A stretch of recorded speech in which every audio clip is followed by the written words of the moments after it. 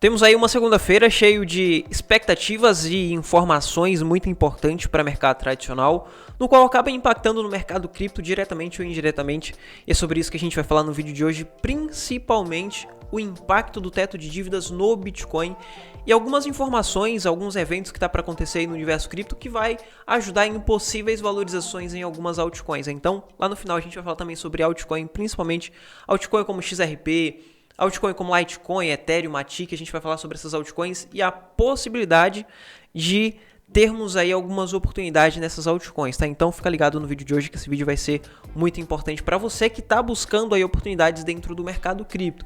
E se você está chegando aqui agora, seja bem-vindo, meu nome é Luiz Santana e aqui trago informação todos os dias de segunda a sexta, independente da condição do mercado. Se você quer ter informação, oportunidade, conhecimento, que é o principal, se inscreve aí para que você receba diariamente, todos os dias, que eu trago aqui no meu canal, de segunda a sexta, independente de condição de mercado.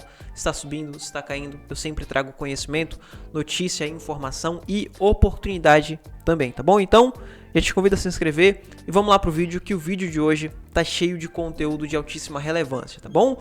Já começando aqui com o Bitcoin, pessoal. O Bitcoin, eu venho falando sobre ele todos os dias aqui no canal, porque é sempre muito importante a gente observar o Bitcoin, independente do que a gente vai olhar dentro do mercado cripto, porque o Bitcoin vai puxar a altcoin, vai puxar ali todo o mercado cripto, independente do evento que esteja para acontecer, tá? Então, todas as vezes que a gente for observar altcoin ou qualquer outro token, a gente precisa observar o Bitcoin. O Bitcoin vem em primeira mão, tá?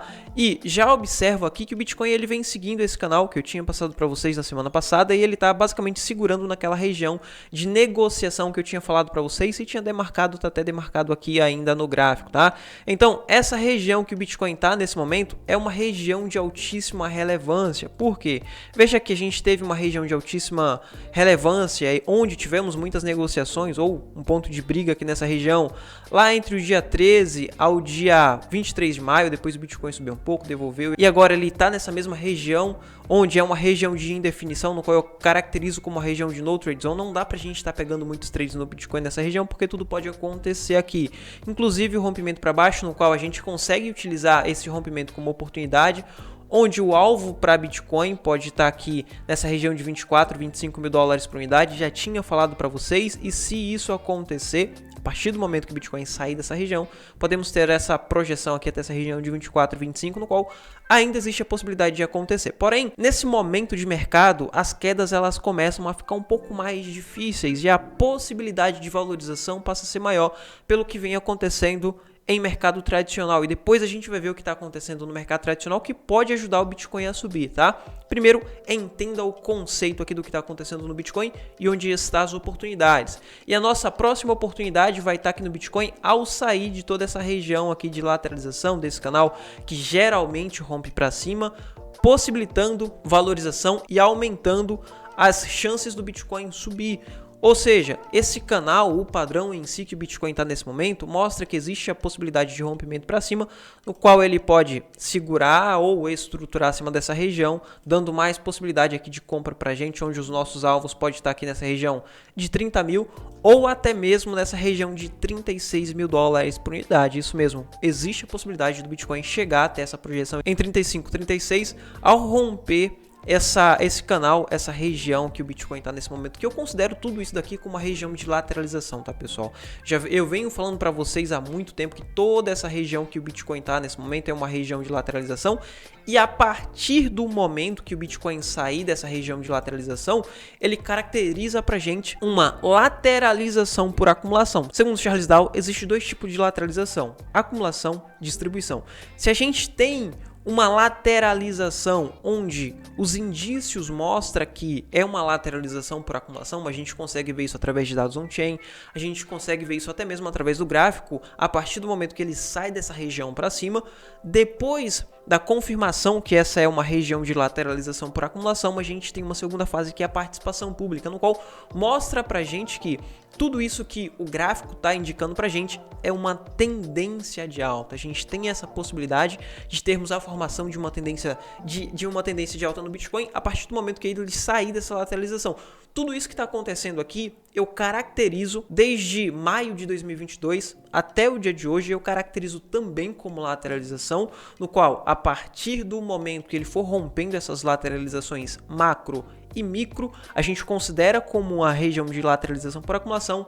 Vemos a participação pública com uma valorização mais ampla até chegar a determinado ponto, no qual eu acredito que pode ser 35, 36 mil dólares. Confirma pra gente tendência de alta, a partir daí o mercado começa a fluir, depois a gente vê as próximas confirmações, as próximas formações, tá? Então, nesse momento, a partir dessa região de rompimento de 28, 27 e 800 de Bitcoin, a gente vê o Bitcoin saindo dessa região, temos a possibilidade de ver aqui uma participação pública com grandes valorizações para Bitcoin, até no mínimo 36, 35 mil dólares por unidade.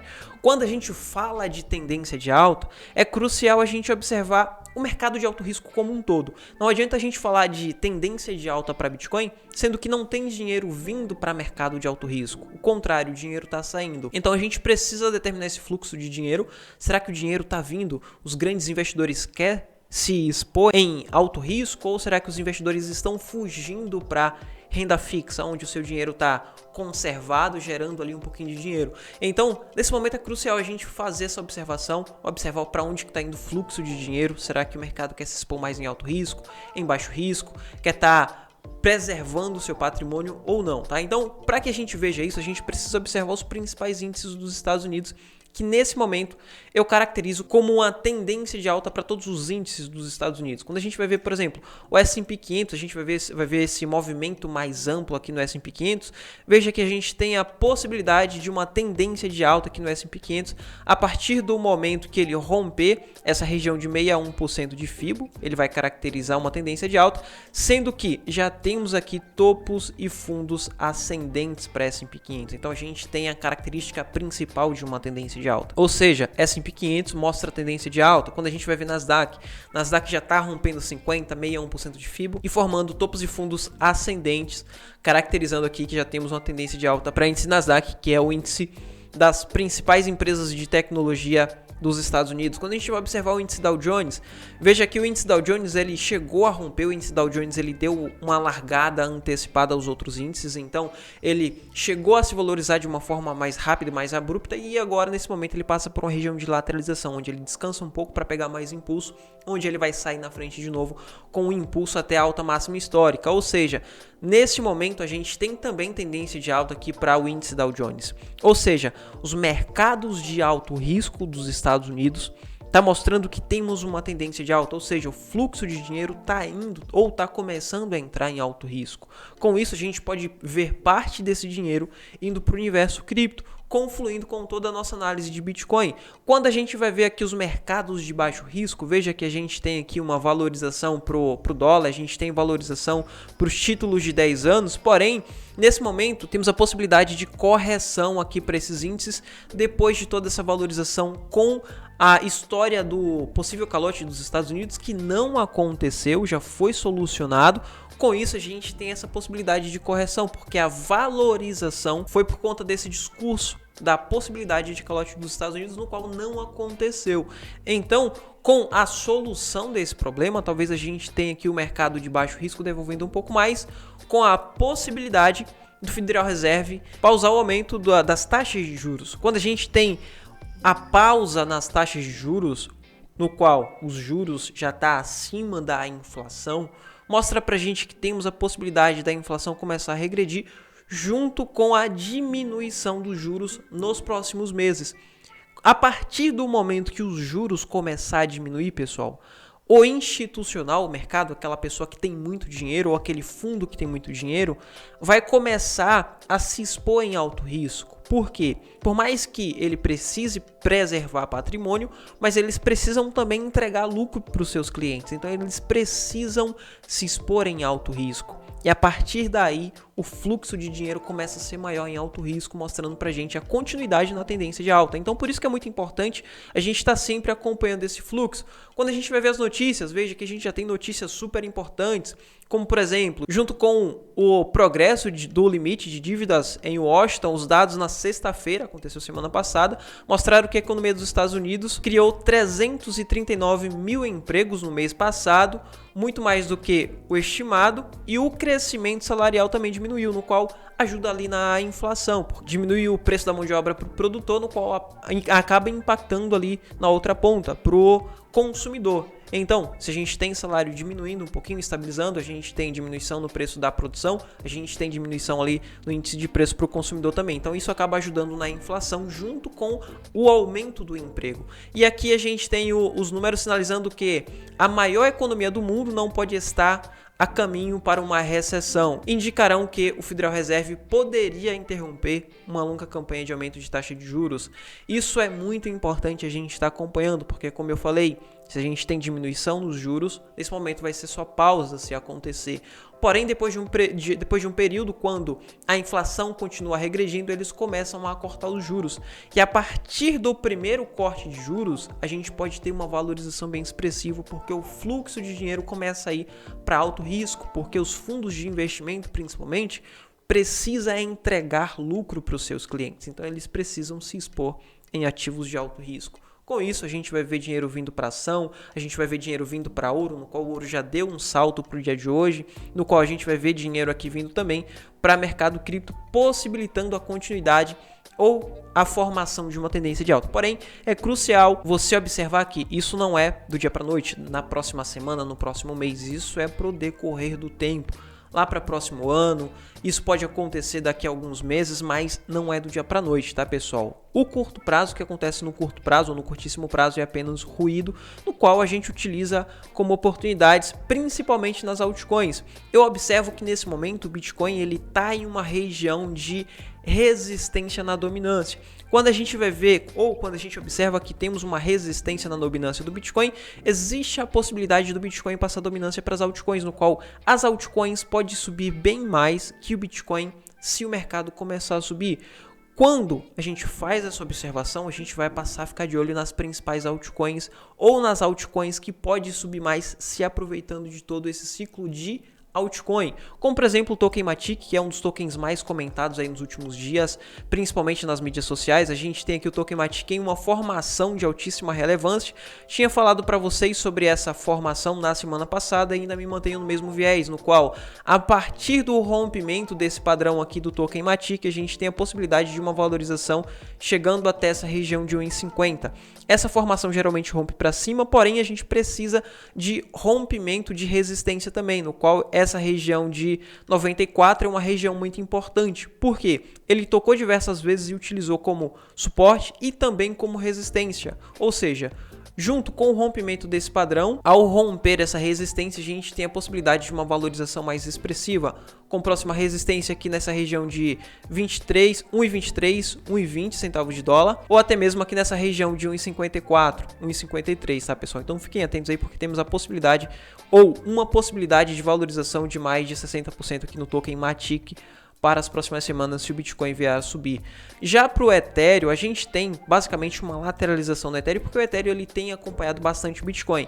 Veja aqui, em momentos cá atrás, como por exemplo a partir do dia 10 de maio até o dia 26 de maio, a gente teve essa lateralização. Ao romper essa lateralização, ele basicamente formou uma outra lateralização. Ele vem formando lateralizações dentro de ranges. E a partir do momento que ele vai rompendo esses ranges, ele vai formando mais valorizações. Ou seja, a valorização do Ethereum ele passa a ser uma valorização mais lenta, porque ele vai subindo e lateralizando, tá? Ele vai formando escadinhas.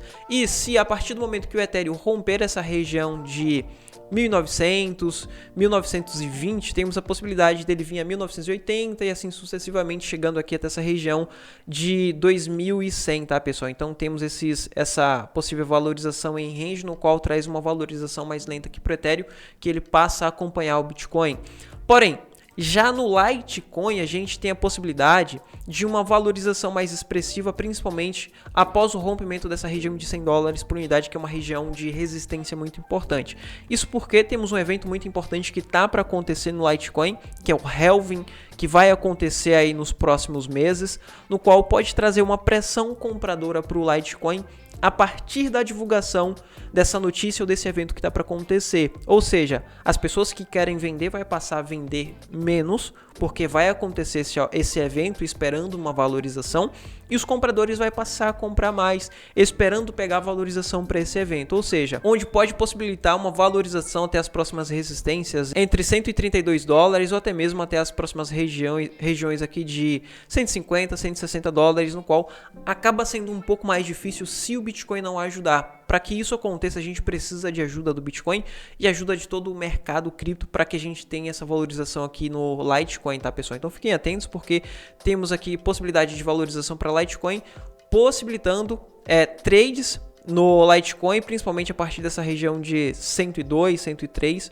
no qual possibilita uma valorização mais forte, porque ele está rompendo uma região de resistência muito importante. Quando a gente vem aqui para o XRP, a gente tem uma característica bem importante no XRP, no qual eu já tinha passado para vocês há diversos dias, falei diversas vezes aqui para vocês sobre o XRP e sobre essa região de 54 centavos de dólar. Essa região de 54 centavos de dólar é uma região que eu estou esperando há muito tempo ser rompido, porque eu acredito que acima dessa região a gente vai ter um short squeeze no XRP. Isso porque os fundos de hedge ou os fundos que vêm shortando o XRP a descoberto vai passar a comprar um pouco mais de XRP acima dessa região de 54 para conter a sangria do short a descoberto. Num short descoberto, a gente tem uma perda infinita, porque um ativo ele pode cair no máximo 100%, mas na valorização, na subida, ele pode subir 100, 200, 300, 400, 1000%. Então, a perda no short ou na venda descoberta é uma perda infinita. Enquanto tiver margem para ser puxado, no qual a gente chama de chamada de margem, enquanto tem margem para ser chamada, eles vão continuar perdendo. Para que eles contenham toda essa sangria, eles precisam comprar. Então, a partir desse momento, eu acredito que vai haver compra dos fundos de hedge que está shortando o XRP. A gente vai ter liquidação da galera que está shortando, principalmente das pessoas físicas. A gente vai ter stop. E stop de venda nada mais é do que compra, no qual traz mais pressão compradora, no qual a gente tem a possibilidade de valorização bem expressiva aqui para o XRP, chegando até essa região de 88 centavos de dólar. Então fiquem atentos, porque a partir do rompimento dessa região de 54 centavos de dólar para XRP, temos possibilidade de valorização até 88 centavos de dólar. Obviamente isso não vai acontecer do dia para a noite e a gente precisa estar observando, porque eu estou falando aqui de probabilidade estatística e isso não é uma recomendação de investimento, isso é o que eu acredito e é o que eu vou fazer, tá? Não saia comprando, não saia fazendo longs aí no XRP acreditando que isso vai acontecer do dia para a noite, porque não é assim que funciona o mercado. A gente precisa fazer gestão de risco também, tá bom? Enfim, era isso que eu queria trazer hoje para vocês. O vídeo tá ficando um pouco longo, então vou ficando por aqui. Te vejo no próximo vídeo. Fui!